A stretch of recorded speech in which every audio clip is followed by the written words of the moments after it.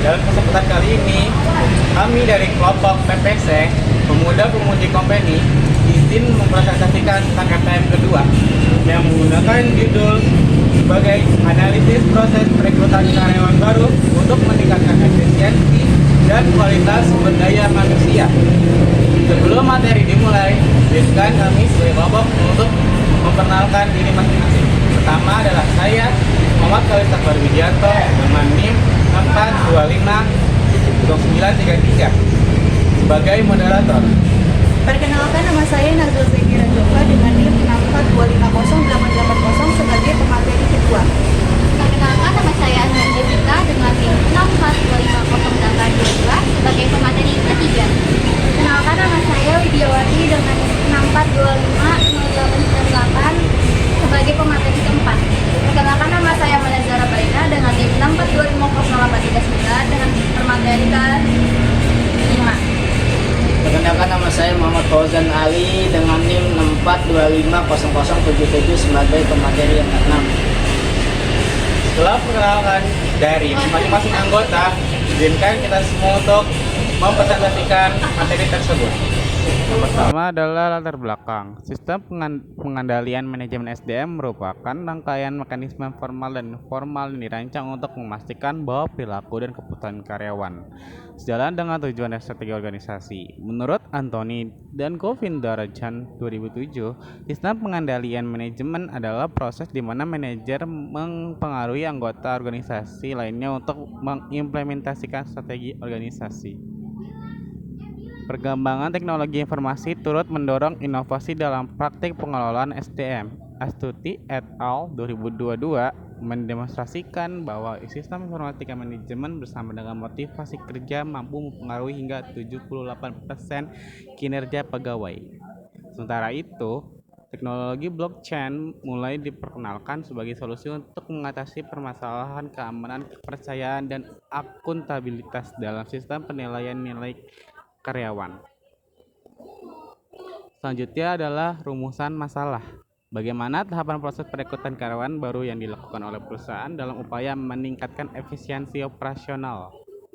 Yang kedua, apa saja faktor yang mempengaruhi kualitas hasil rekrutmen sehingga perusahaan dapat memperoleh sumber daya manusia yang kompeten. Selanjutnya, bagaimana efektivitas yang metode rekrutmen yang digunakan perusahaan dalam menghasilkan kandidat yang sesuai dengan kebutuhan posisi. Seterusnya, apa kendali yang dihadapi perusahaan dalam proses perekrutan karyawan yang baru dan bagaimana solusi untuk mengatasinya. Terakhir adalah sejauh mana proses perekrutan berperan dalam meningkatkan kualitas sumber daya manusia di perusahaan. Tujuan dari pemilihan materi ini adalah: pertama, menganalisis tahapan proses perekrutan karyawan baru yang diterapkan perusahaan dalam rangka meningkatkan efisiensi operasional. Yang kedua, mengidentifikasi faktor-faktor yang mempengaruhi kualitas hasil rekrutmen sehingga perusahaan mampu memperoleh sumber daya manusia yang kompeten. Selanjutnya, menilai efektivitas metode rekrutmen yang digunakan perusahaan dalam menghasilkan kandidat yang sesuai dengan kebutuhan posisi. Selanjutnya, mengungkap kendala yang dihadapi perusahaan dalam proses perekrutan serta merumuskan solusi yang tepat untuk mengatasinya. Yang terakhir, menjelaskan sejauh mana proses perekrutan kontribusi terhadap peningkatan kualitas sumber daya manusia di dalam perusahaan. Baik, pertama-tama kita masuk ke metode dan KPAI. Jadi penerapan standar dan KPAI ditentukan untuk memastikan efisiensi dan kualitas dalam proses pengisian posisi yang kosong. Kemudian untuk aspek proses bisa kita lihat di tabel efisiensi waktu, ditentukan standar durasi perekrutan dari pembukaan lowongan hingga penandatanganan kontrak adalah maksimal 21 hari. Kemudian KPAI-nya adalah time to hire atau waktu untuk merekrut. Yang kedua, kualitas kandidat. Standar yang ditetapkan adalah minimal 80% manajer perekrut puas dengan kualitas kandidat yang diterima atau dinilai pasca orientasi. Kemudian untuk KPI-nya adalah hiring managers specification rate atau tingkat kepuasan manajer perekrutan. Dan yang ketiga adalah biaya. Biaya perekrutan atau cost per hire tidak melebihi 5 juta rupiah. Kemudian untuk KPI-nya adalah cost per hire atau biaya perekrutan. Berikutnya ada hasil dan pembahasan proses dan standar perekrutan karyawan baru. Nah, proses ini tuh mendefinisikan langkah-langkah yang diperlukan untuk mengidentifikasi kebutuhan staf, menarik kandidat, mengevaluasi mereka, dan mengintegrasikan karyawan baru ke dalam perusahaan. Di sini tuh ada deskripsi proses atau alur kerja. Nah, proses perekrutan umumnya terdiri dari langkah-langkah seperti berikut. Yang pertama itu ada identifikasi kebutuhan dan persetujuan. Nah, manajer departemen mengajukan formulir permintaan karyawan baru atau PR atau personal recruitment. Yang kedua, ada penyusunan deskripsi pekerjaan. Tim SDM berkolaborasi dengan manajer untuk finalisasi JD atau job description dan kriteria yang dibutuhkan. Yang ketiga, ada posting lowongan dan sourcing. Nah, iklan dipasang di portal kerja internal atau eksternal dan media sosial. Yang keempat, ada screening lamaran. Nah, tim SDM meminjau CV atau resume yang masuk dan membuat daftar pendek kandidat yang memenuhi syarat.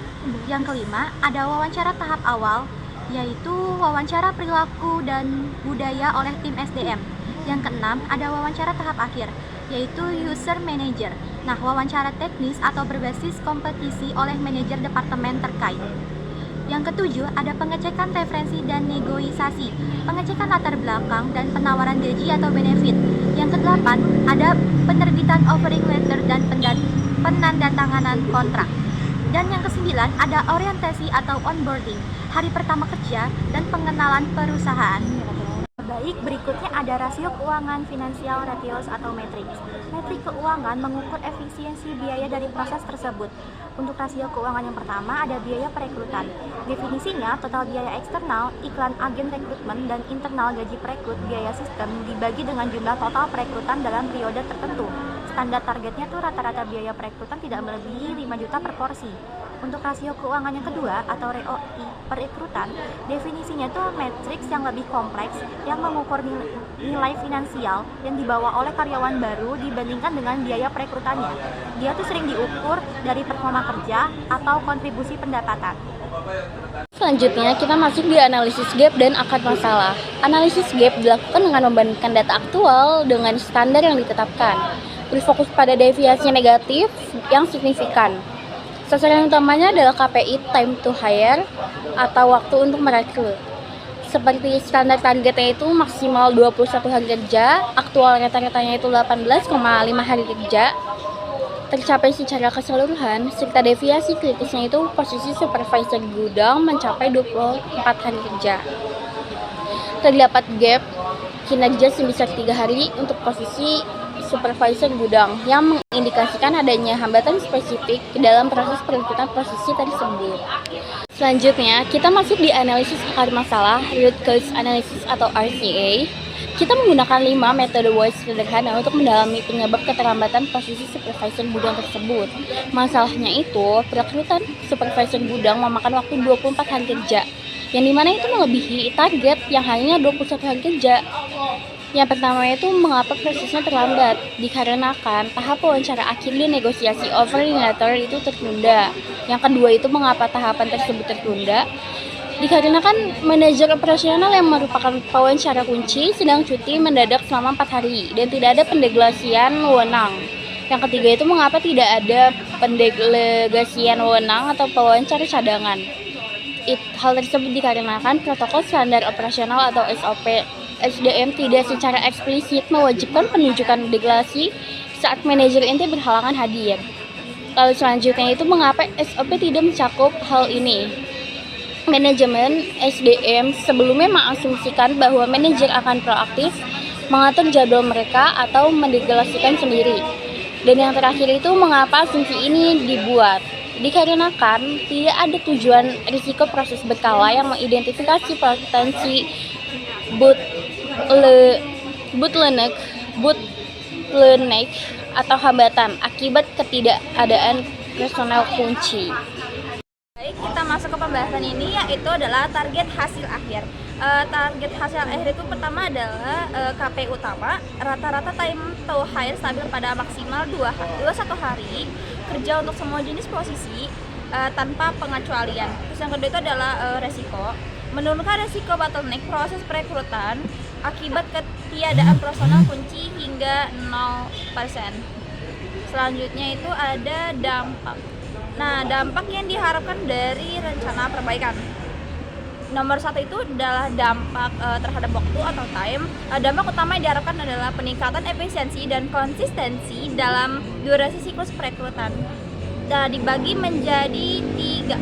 Yang pertama itu ada pencapaian target time atau hire yang konsisten, yaitu proses perekrutan diharapkan secara konsisten memenuhi standar 21 hari kerja atau kurang untuk semua posisi, termasuk posisi manajerial yang sebelumnya mengalami keterlambatan. Yang kedua itu adalah pengurangan waktu bottleneck, itu mengeliminasi penundaan yang disebabkan oleh ketidakhadiran manajer atau visi kunci seperti daripada posisi supervisor gudang, sehingga mengurangi waktu tunggu kandidat dan tim internal. Terus yang ketiga itu adalah waktu respon lebih cepat. Dengan adanya wawancara cadangan dan sistem notifikasi, waktu respon terhadap kandidat akan lebih cepat, meningkatkan pengalaman kandidat secara keseluruhan. Yang kedua itu ada dampak terhadap biaya atau cost. Meskipun biaya perekrutan saat ini sudah di bawah target, peningkatan efisiensi waktu secara tidak langsung dan mengurangi biaya tersembunyi, yaitu dibagi menjadi 3. Yang pertama itu adalah pengurangan biaya vakansi atau kekosongan posisi, mengurangi waktu posisi kosong, berarti fungsi bisnis dapat kembali berjalan normal lebih cepat. Dampak finansial dari keterlambatan perekrutan supervisor gudang, misalnya efisiensi operasi gudang dan akan berkurang di masa depan. Yang kedua itu adalah optimalisasi biaya agensi atau iklan, itu proses internal yang lebih cepat dan efisien, mengurangi ketergantungan pada agen perekrutan eksternal yang mahal untuk mempercepat pencarian kandidat di menit-menit terakhir. Terus ketiga adalah efisiensi sumber daya internal, itu waktu tim SDM dan manajer perekrutan menjadi lebih efisien karena tidak perlu terus-menerus menata ulang jadwal dan mengolah krisis penjadwalan. Terus yang ketiga itu adalah dampak terhadap kualitas atau quality, itu perbaikan proses juga berdampak pada kualitas hasil perekrutan dan pengalaman yang dirasakan pemangku kepentingan. Itu dibagi menjadi 3 juga. Yang pertama itu ada peningkatan kualitas wawancara. Dengan adanya pelatihan untuk pewawancara cadangan, kualitas penilaian kandidat tetap terjaga meskipun pewawancara utama berhalangan. Terus yang kedua ada peningkatan kepuasan manajer perekrutan. Itu manajer akan merasa lebih yakin dengan proses yang terstruktur dan terjamin kelancaran, diharapkan meningkatkan metrik kepuasan manajer di atas target 80%. Yang ketiga adalah peningkatan kandidat experience atau proses yang lancar dan responsif, menciptakan citra perusahaan yang profesional, membantu daya tarik perusahaan atau employer branding, dan meningkatkan kemungkinan kandidat berkualitas menerima tawaran kerja. Yang keempat adalah dampak terhadap kepatuhan atau compliance, itu standarisasi dan pendokumentasian. Proses akan meningkatkan kepatuhan terhadap kebijakan internal. Itu dibagi menjadi 2. Yang pertama itu adalah keputusan SOP yang lebih tinggi. SOP direvisi dan disosialisasikan secara jelas, akan memastikan semua pihak SDM, manajer operasional, IT mengikuti alur disetujui. Terus yang kedua itu adalah akuntabilitas yang jelas, itu penunjukan PIC dan delegasi yang tercatat dalam sistem, menciptakan akuntabilitas yang jelas, memudahkan audit internal jika terjadi masalah di masa mendatang. Oke, pada bagian kali ini saya akan membacakan kesimpulan. Proses perekrutan karyawan baru memiliki peran penting dalam meningkatkan efisiensi dan kualitas sumber daya manusia di suatu organisasi. Tahapannya dimulai dari analisis kebutuhan posisi, penyusunan kualifikasi yang sesuai, hingga pemilihan metode seleksi yang mampu menilai kemampuan dan karakter kandidat secara menyeluruh. Dengan proses yang terencana dan objektif, perusahaan dapat menemukan karyawan yang benar-benar kompeten dan cocok dengan budaya kerja. Setelah kandidat diterima, tahap orientasi juga diperlukan untuk membantu karyawan baru beradaptasi dan memahami tugas serta lingkungan kerjanya. Ketika seluruh rangkaian rekrutmen dilakukan secara efektif, perusahaan dapat menghemat waktu, mengurangi kesalahan penempatan, dan memperoleh tenaga kerja yang mampu memberikan kontribusi yang optimal. Pada akhirnya, proses rekrutmen yang baik menjadi fondasi penting bagi peningkatan kualitas SDM dan kinerja organisasi secara keseluruhan. Selanjutnya ada saran. Untuk meningkatkan efisiensi dan kualitas sumber daya manusia, perusahaan perlu memperbaiki rekrutmennya dengan melakukan analisis kebutuhan posisi secara lebih akurat dan menyusun kualifikasi yang jelas. Penggunaan metode seleksi yang beragam dan objektif seperti tes kemampuan dan wawancara yang terstruktur juga penting agar penilaian kandidat lebih tepat. Selain itu, perusahaan disarankan memperkuat program orientasi agar karyawan baru dapat beradaptasi lebih cepat. Dengan evaluasi berkala terhadap seluruh proses rekrutmen, perusahaan mampu memastikan bahwa tenaga kerja yang diterima benar-benar mendukung peningkatan kinerja organisasi.